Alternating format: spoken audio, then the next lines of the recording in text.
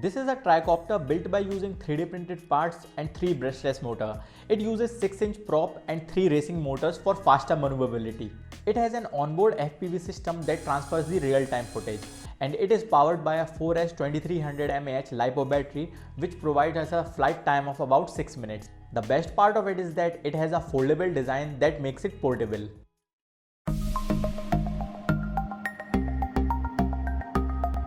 This video is sponsored by CUAV. CUAV is a drone equipment company which has plenty of products to choose from. This time I'll be using the Nano 7 flight controller. It has a really nice packaging. This is the flight controller. We'll keep it aside and check out the other accessories. We get the Type-C to Type-C cable for programming it. And here is some more stuff. This is the Ethernet cable to connect it for AI and SOM application. This is the power distribution board. And here are some more cables. Now let's open the power distribution board. It can power a maximum of 6 ESCs along with Nano 7. The maximum current rating is 60 amps. It also has an analog voltage and current sensor. And last, here is the flight controller. It has a premium finish with an aluminum body.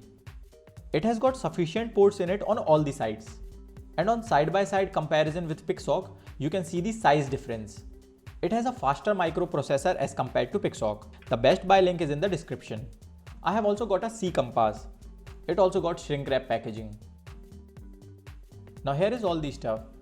This is the 3M tape to stick it, connecting cable, and here is the compass. It also got an aluminum finish body like the flight controller. The best buy link is in the description. I have previously used their CAN PMU power module in my foldable quadcopter video. If you haven't checked out that video, then you can click on the I button and watch it. Now let's start with its CAD model. I have designed it keeping in mind that the motor will either use a 6-inch prop or a 5-inch one. The prop guard will prevent it from any damage. I have given it a shark look from the front and the battery will be inserted from the front mount. The compass and the camera will be placed in the top center along with 2 antennas. I have 3D printed all the parts with 0.2 mm layer height and 30% infill. Now let's start with its assembly. I'll be using MG995 servo motor to tilt the tail. I'll sandwich it between its mount and tail connector using M2.5 screws of 20 mm length. Cut the servo horn from both the sides, leaving one hole at each side. Attach it with the motor mount using 2 screws.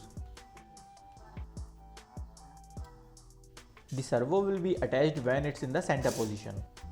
It's kind of a tricky process to insert the servo screw using tweezers.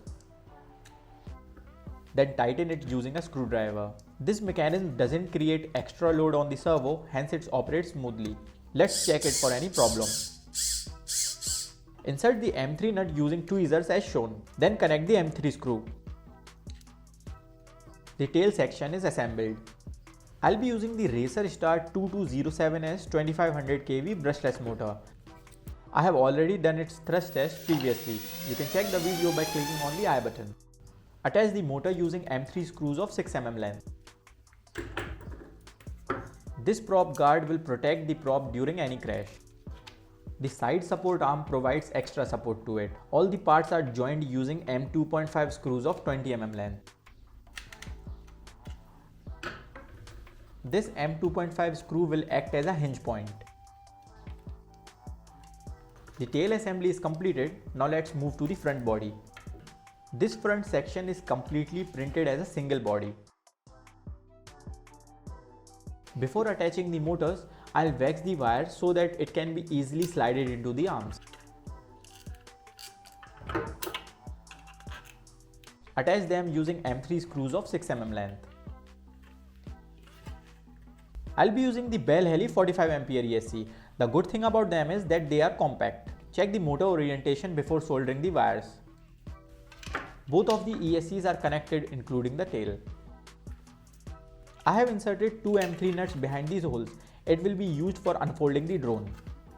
Align the hinge holes and insert the M3 screw of 50 mm length. Tighten it such that there is always remain friction between the parts. To unfold the tricopter, use 2 M3 screws of 10 mm length to lock it in place. Now it's time to mount the front prop guards. Attach both the support using screws.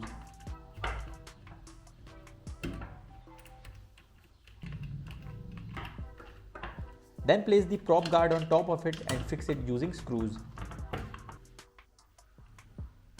This time I'll be using the antennas extender to connect them. It has a dedicated space in the top part of the body. These connectors provide the advantage to place the telemetry anywhere inside the drone. The power distribution board is mounted in the front section. The compass is attached on the top center. We can also attach a GPS to it. Now I'll attach the flight controller in the center. It comes with a 3M tape to stick it properly. I have connected all the wires. The wiring diagram can be found in the description. The canopy is printed using transparent ELA, attached by using 4 screws. I'll be using the 433 MHz antennas for telemetry and FPV transmission. The bottom cover has a snap-on mechanism to fit it. I have connected the battery and the motor sound indicates that it's ready. Remember to use 6042 props on a 3S battery and 5045 props on a 4S battery. The tricopter is ready for its maiden flight. So I flew it for a little to test it.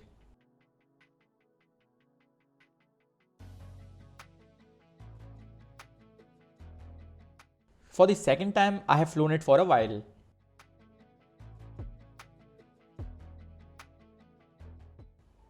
You can see the little movement in yaw axis which can be fixed using PID settings, but overall it flew smoothly.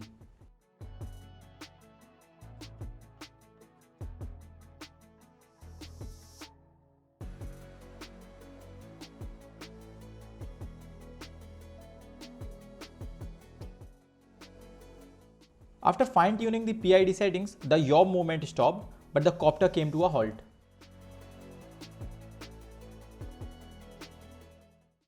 Actually, when we have flown it for a while, the motor heated up and became loose, and we have tightened the screw much that it damaged the motor wiring. So I have replaced the motor with the Samguk one. Now let's test this drone.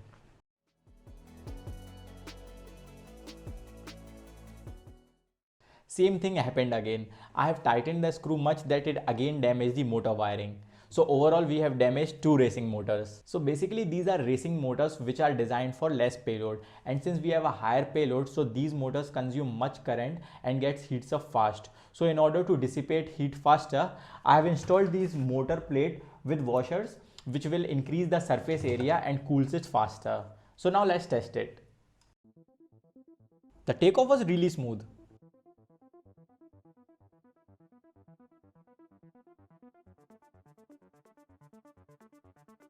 Since we don't have a GPS, so the tricopter is not holding its place and kind of drifting. But the compass is doing an excellent job in maintaining its orientation. Although we have 2 compasses in it, one in flight controller and the other one is C compass, but we are only using C compass.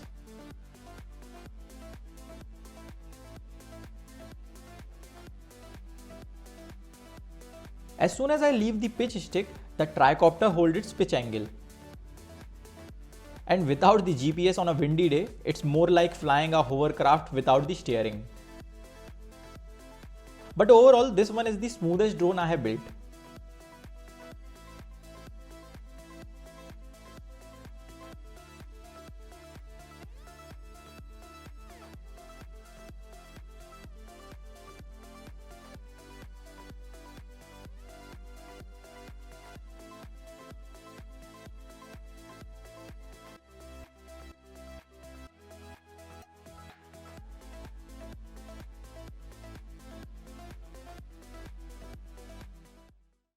Now it's time to add the GPS. Since there is no space left under the canopy, so I have redesigned it to accommodate GPS.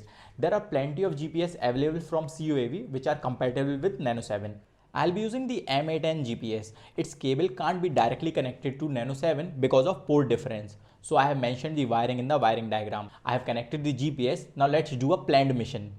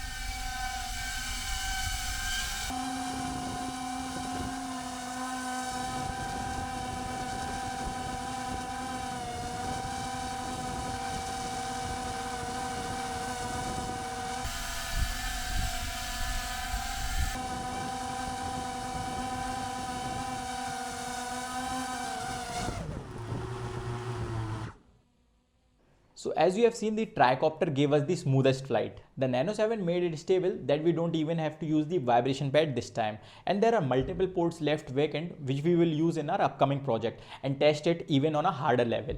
So overall I'll prefer it more because first, it has a powerful processor, so there are less chances of lagging. Second, it has a compact size and takes less space.